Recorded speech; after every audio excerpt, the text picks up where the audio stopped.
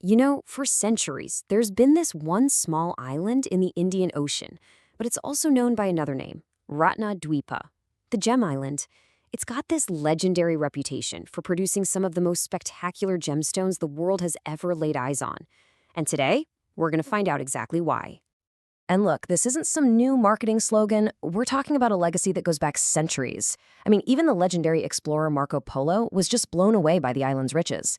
His words right here capture a truth that traders and kings have known for millennia. Sri Lanka is a genuine geological marvel. So that leads to a pretty fascinating question, right? How did this one tiny island become such a massive powerhouse in the global gem trade? Well, let's dive in. We're going to take a journey from the ancient rocks deep underground all the way to the glittering showcases of the world's most famous jewelers. All right, so our story, it really has to start with the land itself, because the secret to Sri Lanka's incredible wealth of gems, it lies deep within its unique, and I mean ancient, geology. To really get this, you have to think in terms of, well, deep time. A staggering 90% of Sri Lanka is built on what's called pre-Cambrian rock. We're talking rock that was formed under immense heat and pressure, sometimes billions of years ago. It's this ancient foundation that basically acts as the perfect natural oven for creating these precious minerals.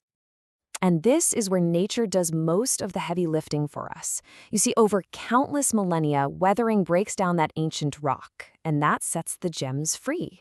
Then, rain and rivers act like a giant natural sluice, washing the gems down from the highlands and concentrating them in these rich gravel deposits in the valleys. This whole process is what makes mining them actually pretty easy and sustainable. So, what's the end result of this perfect geological storm? An absolutely incredible diversity of treasure. We're not just talking about a couple of different stones here. Sri Lanka supplies the world with around 75 distinct varieties of gemstones. That really cements its place as one of the most important gem-bearing nations on the entire planet. Okay, so among those 75 types, these 10 families are the real headliners. You've got everything from topaz to tourmaline, but let's be real, the undeniable star of the show is corundum. Now, that's the mineral family that gives us the world-famous, absolutely magnificent Ceylon sapphires and rubies that Sri Lanka is so famous for.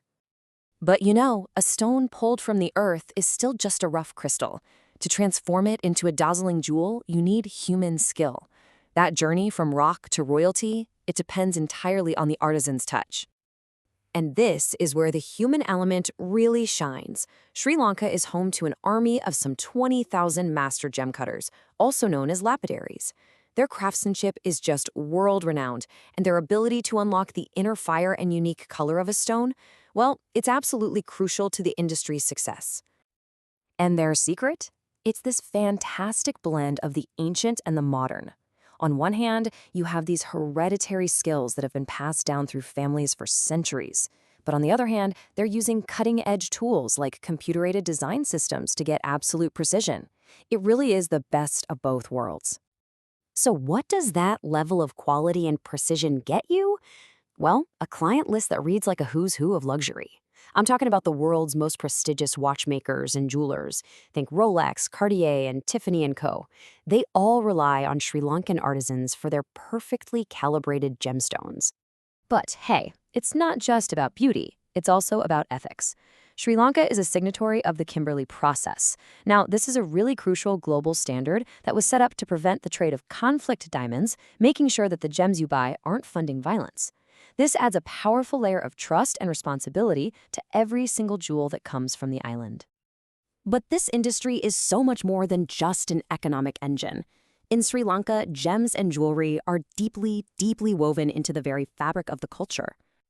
I mean, this goes right into the heart of family life. For so many, jewelry is the first and most important investment they'll ever make for their daughters. It's an absolutely essential part of a bride's trousseau. It's a tangible symbol of heritage, of love, and of security that's passed down from one generation to the next. Okay, so from that personal significance, let's zoom out to the global stage for a second and look at the sheer scale of Sri Lanka's modern gem industry. This industry is a massive pillar of the national economy. We're talking about the gem and jewelry trade directly or indirectly employing around 600,000 people. That's a whole ecosystem of miners, cutters, polishers, dealers, and designers, all contributing to this huge national enterprise. And the demand for these gems, it is truly global. They flow out from Sri Lanka to the precision watchmaking hubs of Switzerland, to the bustling luxury markets of Hong Kong, and to high-end jewelers all across the USA and the UAE. It seems the world has a deep and lasting appetite for Sri Lankan gems. So let's put that into perspective for a moment. Despite its small size, Sri Lanka really stands tall on the world stage. It's officially ranked as the 9th largest exporter of precious stones globally, and it's consistently named one of the top 5 most important gem-producing nations on Earth. A true giant in the field. Okay, now, after everything we've just talked about, the history, the scale, the global reputation, get ready for what might be the most incredible fact of all. Geologists estimate that a massive 80% of Sri Lanka's potential gem-bearing land hasn't even been properly explored yet. Think about that. The vast majority of the treasure is still underground. And that leaves us with one final, just tantalizing question.